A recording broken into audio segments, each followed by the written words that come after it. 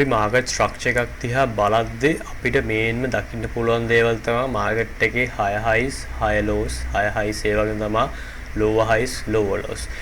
ඒ වුණාට අපි ඒ ගැන බලන්න ඕනේ නෑ අත්‍යම කියනවා. අපි ඉන්ට්‍රස්ට් එක දෙන්න ඕනේ මාකට් එකේ මෙන්න මේ මම මාක් කරලා තියෙන zone එක. ඒ කියන්නේ මාකට් එක high high එකකින් high low එකට එන point එකයි high low එකකින් ඉඳන් high high එකට යන point එකයි ආපහු high high එකකින් ඉඳන් high low එකට එන point එක. අපි කොහොමද මේ points mark කරගන්නේ කියලා මේ වීඩියෝ එකේ කතා කරන්නේ.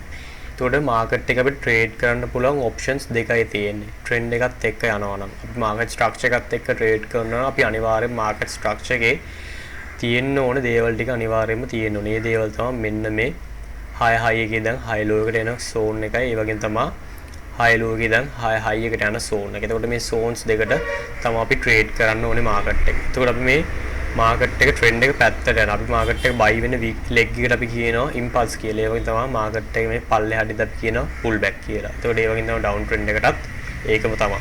අපි කොහොමද මේ zone එක mark කරගන්නේ? අපි හරියට market එක turn වෙන්නේ කොහොමද? ඒ කියන්නේ හරියට market එකේ pull back එක යන්නේ කොතනින්ද? ඒ වගේම pull back එක ඉවර වෙන්නේ කොතනින්ද කියලා තමයි අපි මේ වීඩියෝ එකේ කතා කරන්න යන්නේ.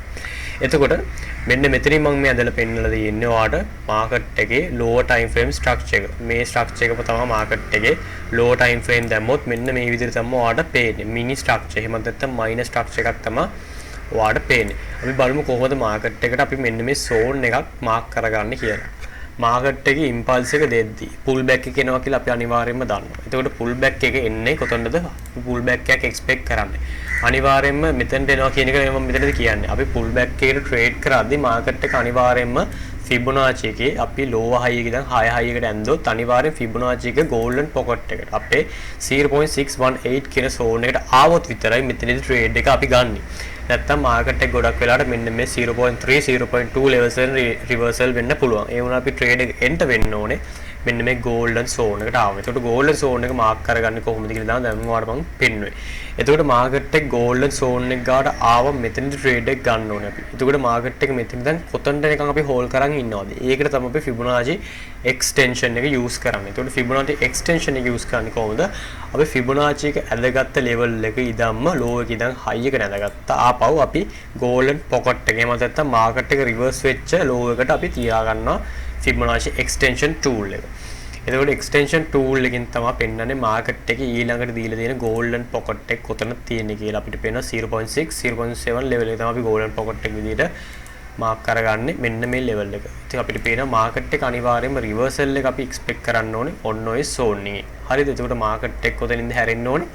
market එකේ ඊළඟ pull back එක එන්න ඕනේ මෙන්න මේ zone එක. එතකොට මේ zone එකේ තමයි අපි අපේ ඊළඟ interested area එක. එහෙම නැත්නම් point of interest එක තියෙන්නේ අපේ trending market එකේ ඔන්න ඔය levels ටිකේ තමයි අපේ interest එක තියෙන්න ඕනේ. අපේ supply and demand zone දෙක අපි mark කරගන්න ඕනේ ඔන්න ඔය විදිහට. ඒක අපි මෙතනදී buy එකක් බලනවා, මෙතනදී අපි sell එකක් බලනවා. එතකොට ආපහු market එක මෙතන ඉඳන් පල්ලෙහාට එනවා.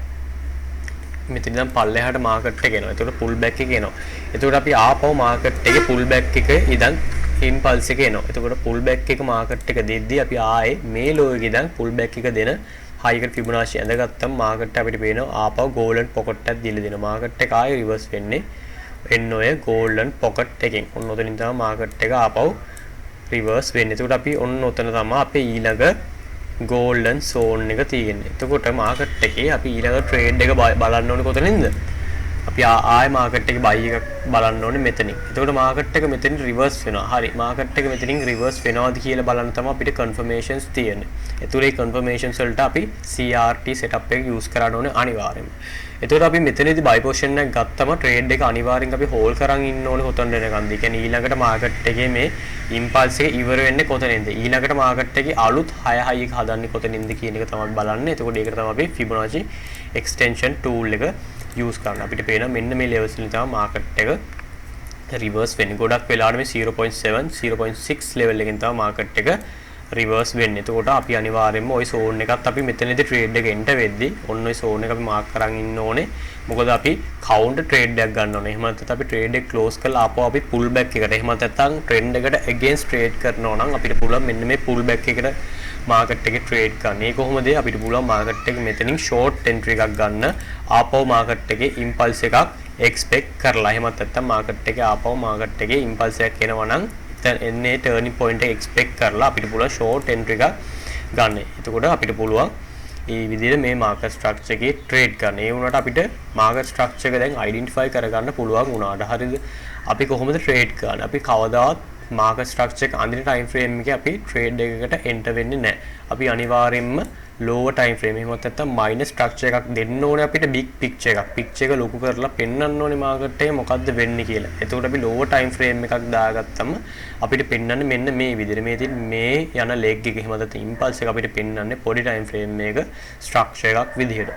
එතකොට මේ structure එක අපිට පෙන්වන pull back එක දීලා තියෙනවා මෙතනදී. මේ pull back එක එද්දි market එක impulse එක දෙන්න කලින් අනිවාර්යයෙන්ම පොඩි time frame එක change of character එකක්. එහෙමත් නැත්නම් පොඩි time frame එක lower high එක break කරනවා තව leg එකකින්. එහෙමත් නැත්නම් lower high එක තව impulse movement එකකින් break කරනවා. එතකොට එතනදී තමයි අපි trade එක ගන්න interest එක දෙන්න ඕනේ. අනිවාර්යයෙන්ම interest එක දෙන්න ඕනේ කොතනද? Fibonacci golden pocket එකක් හම්බ වෙන තැනක. එතකොට අනිවාර්යයෙන්ම Fibonacci golden pocket එකකට market එක එන්න ඕනේ. ආවට පස්සේ අපි මේ minus structure එකේ change of character එකක් බලාපොරොත්තු වෙන්න ඕනේ. ඒ කියන්නේ market එක මෙන්න මේ lower high එක break කරන්න ඕනේ minus structure එකේ higher high එකකින්. අපිට පේන මෙන්න මේ විදිහට තමයි මේක සිද්ධ වෙන්න ඕනේ. එතකොට අපි මෙතනදී trade එක hold කරන්න ඕන කොතනින්ද? අපි trade එක අපි අල්ලන් ඉන්නවා මෙතනදී දැන් Fibonacci extension tool එක දැම්මොත් අපි අනිවාර්යයෙන්ම market එකේ මෙන්න මේ golden pocket එක guard වෙනකන් තමයි අපි trade එක අල්ලන් ඉන්නේ. මොකද market එකේ ඊළඟ reversal එක දෙන්න පුළුවන් interested area එක තමයි ඔන්න ඔය Fibonacci extension golden pocket එකකින් කියන්නේ. එතකොට අපි කොහොමද මේකෙදි ට්‍රේඩ් කරන්නේ? එතකොට මේ ස්ට්‍රක්චර් එකක් අපිට ඇඳගත්තට මදි. අපි මේකෙදි ට්‍රේඩ් කරන්න අපිට සෙටප් එකක් තියෙන්න ඕනේ. අපිට ට්‍රේඩින් සෙටප් එකක් තිබ්බේ නැත්නම් අපිට මේකේ ට්‍රේඩ් කරන්න බෑ මාකට් එකේ.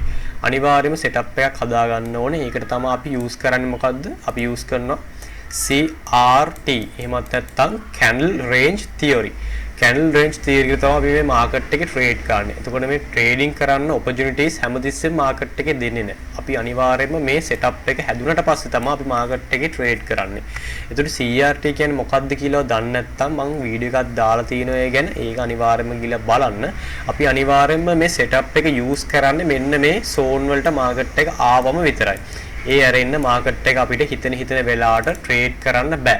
අපි මේ මාකට් එක ට්‍රේඩ් කරන්නේ අපේ මෙන්න මේ golden zone එකේ. එහෙම නැත්නම් supply and demand zone. ඒ කියන්නේ තමන්ගේ strategy එකක් අපි හදා ගන්න ඕනේ අනිවාර්යයෙන්ම.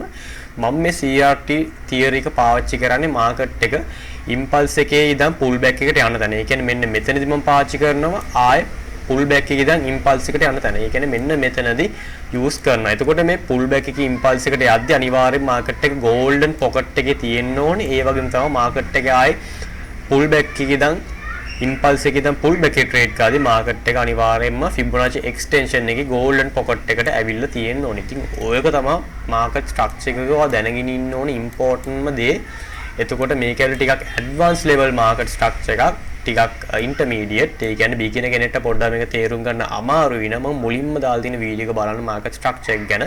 ඉතින් මේක අනිවාර්යයෙන්ම back test කරලා ඇහැට හුරු කරගන්න CRT ගැන ට්‍රේඩ් කරන්න විදිය මම ඉස්සරහට ඔයාලා වීඩියෝස් ගොඩක් ගේන්න ඉන්නවා. දැන් ගොඩක් වටින channel එකක්. ඔයා මේ channel එක follow කරනකම් ඔයාලා trading වලින් නම් වර්ධින්නේ නැහැ. ඉතින් මගේ channel එක ඇවිල්ලා trade with Motiya. ඉතින් subscribe කරලා නැත්නම් අනිවාර්යයෙන් subscribe කරලා තියාගන්න. ට්‍රේඩින් ගැන ඉස්සරහට යන්න ඕන වෙන හැම දෙයක්ම මම කියලා දෙනවා. ඉතින් මේක ඇවිල්ලා ස්ට්‍රක්චර් ගැන තමයි මම අද ඔයාලට කියලා දුන්නේ. මම කොහොමද මාකට් එකේ මෙන්න මේ CRT ක්‍රමයට ට්‍රේඩ් කරන්නේ. ඒකට ට්‍රේඩ් කරන තියරි එක මම පාවිච්චි කරන්නේ කොහොමද කියලා අද මම ඔයාලට කියලා දුන්නේ. මම අනිවාර්යයෙන්ම මාකට් එක මෙන්න මේ zone වලට එනකන් ඉඳලා තමයි ට්‍රේඩ් එකට එන්ටර් වෙන්නේ. එතකොට මේ setup එක හදාගන්න විදිය තමයි මම අද ඔයාලට කියලා දුන්නේ. එතකොට ඊළඟ වීඩියෝ එකෙන් මම ඔයාලට ප්‍රැක්ටිකල් කරන විදියක් කියලා දෙනවා. එතකොට අනිවාර්යයෙන්ම ඉස්සරහට දාන වීඩියෝස් දාපු ගමන්ම බලන්න subscribe කරලා notification button එකත් click කරලා තියාගන්න.